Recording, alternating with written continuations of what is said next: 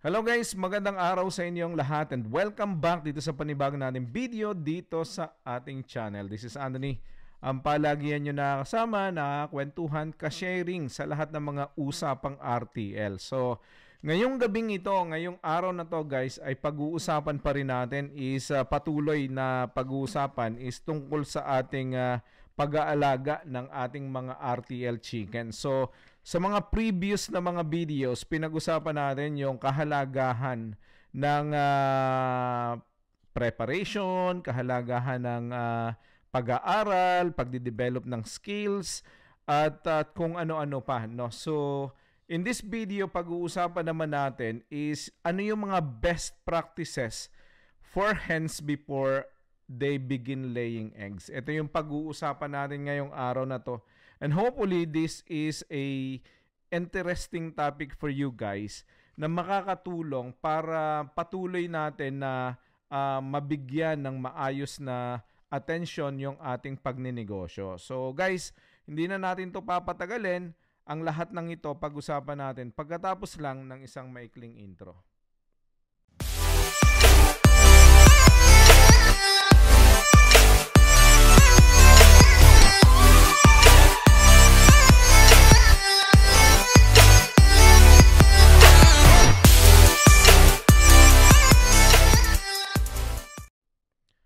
Okay guys, maraming salamat. Welcome back. Ayan, so kung ikaw ay bago sa channel na to, paki-subscribe mo na yung ating channel at malaki ang maitutulong mo para ang ating channel na ito ay patuloy na lumago at patuloy na makapagserbisyo sa mga kapwa natin OFW na gustong magnegosyo ng RTL business, no? So, at para sa mga kaibigan natin dyan na hindi pa nakapag-click ng notification button, i-click nyo na yung notification button para sa ganon, araw-araw kayong ma-notify sa mga ina-upload natin ng mga bagong information dito sa ating channel. So guys, maraming salamat, no? So sa lahat ng mga naghihintay, itong ating pag-uusapan ngayon, like I said, best practices for hens before they begin laying eggs. Ito yung ating pag-uusapan, isang dokumentong hawak natin dito na makakatulong para sa ating lahat, no, na nag-aaral at patuloy na pinauunlad ang sarili para sa pag-aalaga natin ng mga paitloging manok. Meron tayong 8 essential topics na pag-uusapan ngayong gabing ito, ngayong araw na to, no? So guys, hindi na natin papatagalin dahil etong kwentuhang ito ay sa tingin ko ay mapapakinabangan nating lahat. So kapag tayo'y nag-aalaga ng mga manok at itong mga to ay paitloging manok, napaka-importante na meron tayong sinusunod na mga best practices para sa kanilang kabutihan, kagandahan at kalusugan, no? So dapat meron tayong maayos na management na nakalagay, naka-in place, no, para sa kanilang magandang kondisyon sa ating mga manok, yung magandang kondisyon nila para makapagbigay sila ng optimal numbers of eggs na kaya nilang i-produce sa panahon ng kanilang pangingitlog, no? So unang-una guys is kailangan talaga, eto palagi natin na mention sa ating mga video, ang sabi dito, kailangan pumili tayo ng tamang breed, no? So nakalagay dito, choose the right breed, sabi sa ating dokumento. So isa sa mga pinakang mahalaga kapag tayo'y nagsisimula, katulad nung pinag-usapan natin, dapat meron tayong essential skills sa pag-aalaga, dapat meron tayong kahit paano ay knowledge about the business, no? Pero hindi lang yon. Ang isang successful na poultry, ang isang successful na laying egg poultry ay RTL business poultry, no? Ay kailangan meron tayong kakayanang pumili ng tamang manok. So kahit pa tayo ay punong-puno ng magandang halimbawa yung poultry natin ay pinaghanda natin, maganda yung ating facilities, maganda lahat yung ating ginagawa, pero hindi tayo nakapili ng tamang mga hens, no, mga inahin para mangitlog, hindi din ito magiging successful, no? So kailangan ay alam natin na minsan may mga breeds katulad ng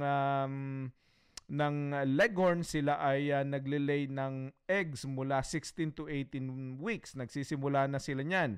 Halimbawa naman, kung Rhode Island yung inyong kinukuha o yung Plymouth Rocks, no, etong mga to nagsisimula sila mga itlog ng mga 20 to 24 weeks, no.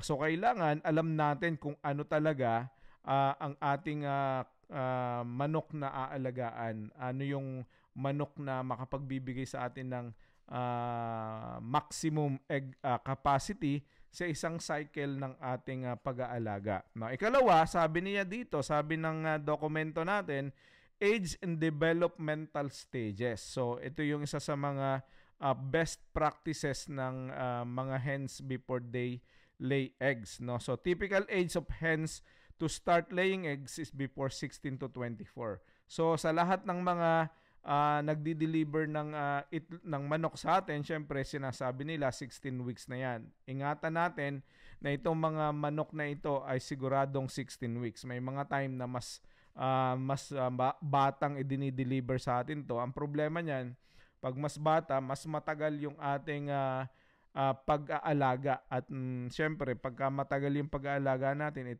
it's costly at saka medyo mayroon tayong problema dyan, no? So kailangan ay meron silang alam natin yung developmental stage ng mga manok natin. So kalimitan yung 16 to 24 yan yung standard, no. Iba-iba, mayroong 16 to 7 to 18 weeks nangingitlog na, merong 18 weeks to 19 weeks saka nag-start mangitlog, merong 23 weeks na saka pa lang nangingitlog, no, depende yan. So meron din meron ding proseso na ang mga manok dumadaan din sa puberty and physical maturity, no. Yung mga pullets natin, pag mga ready na yung mangitlog, may mga signs na pinapakita, no. So medyo makapal na yung palong, medyo malapad na yung kanilang sipit-sipitan, sabi nga nila. Tapos ready na yan. Mga 18-19 weeks magbabagsak na ng itlog yan. Okay? So, ikatlo na dapat nating tandaan is adequate nutrition for healthy growth. So, dapat natin isinasaalang-alang na isa sa mga best practices is meron silang adequate nutrition for healthy growth. No? Ang mga manok natin, kapag dumating yan, sabi ko nga 16 weeks pa lang, hindi pa fully develop yan. So, kailangan meron din tayong kakayanan para ituloy yung kanilang developmental stage, no, yung last developmental stage nila. So nutrition, diet is one of the most important factors in ensuring healthy egg laying hens. So pinakamahalaga dito is yung tamang pakain, tamang supplements, tamang vaccines, at saka tamang pagpapainom, tamang program sa pagpapailaw. Yan, ito yung mga importante. So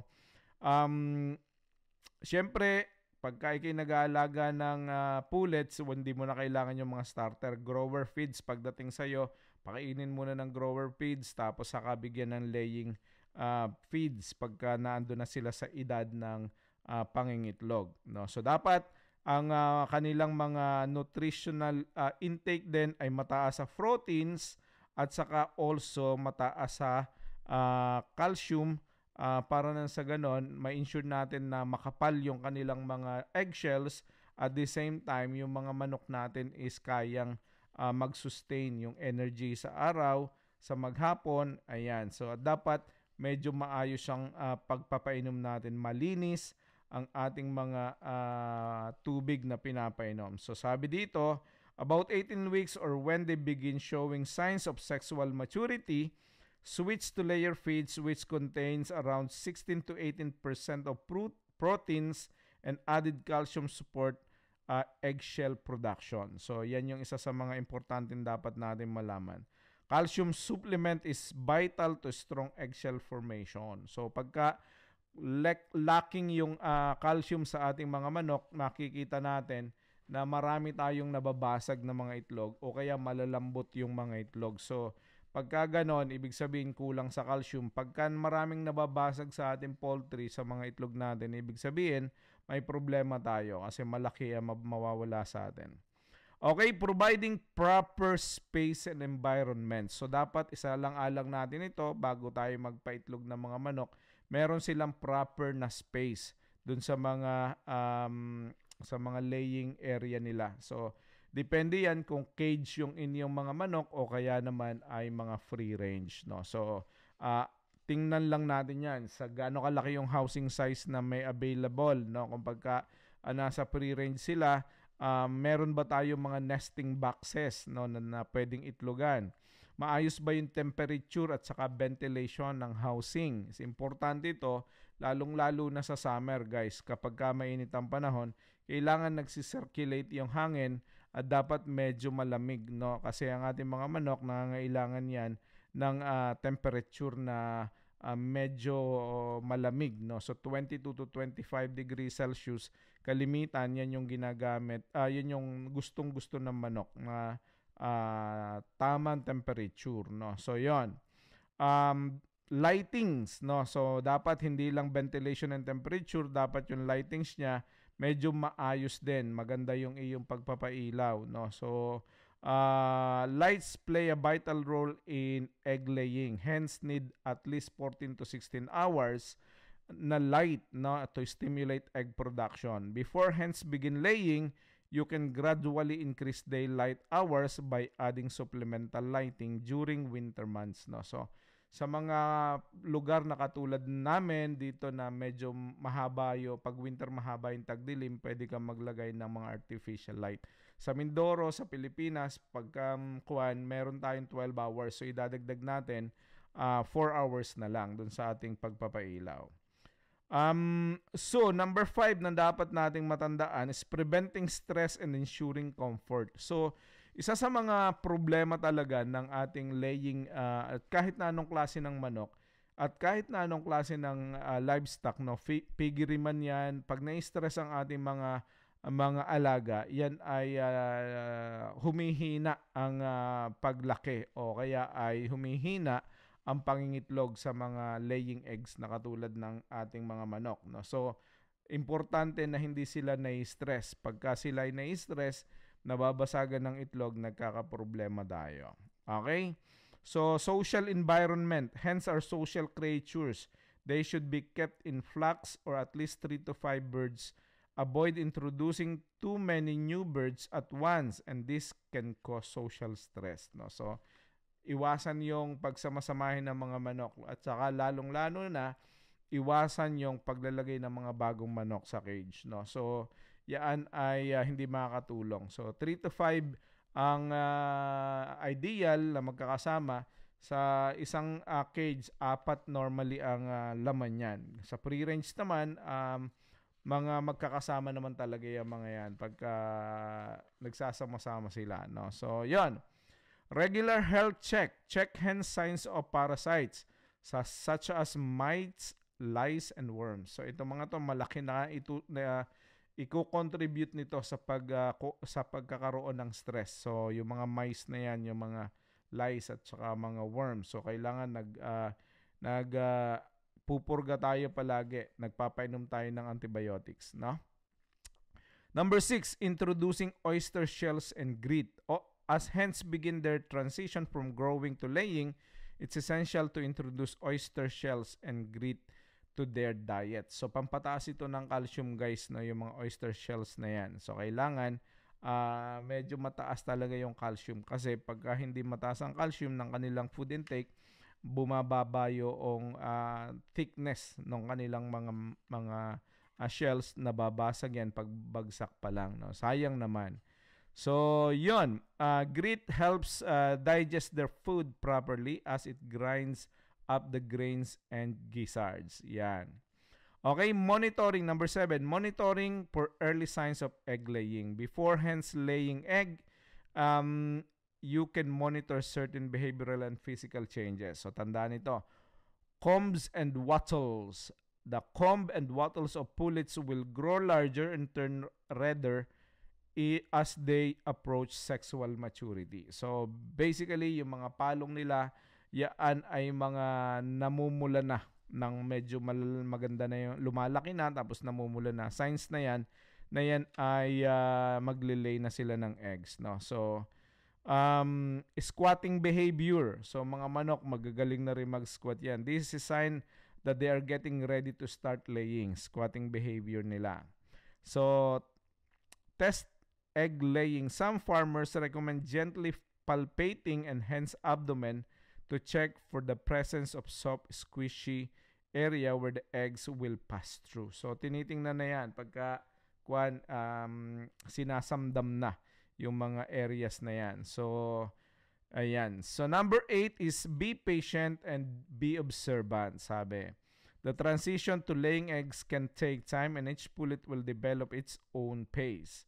Some hens might start laying early while others will take a little bit longer. So, yung mga naiinip, no? So, sabi nila, Sir, bakit 22 weeks na yung manok ko, hindi pa nangingitlog lahat? Sir, bakit ganito lang? Sir, bakit ganyan?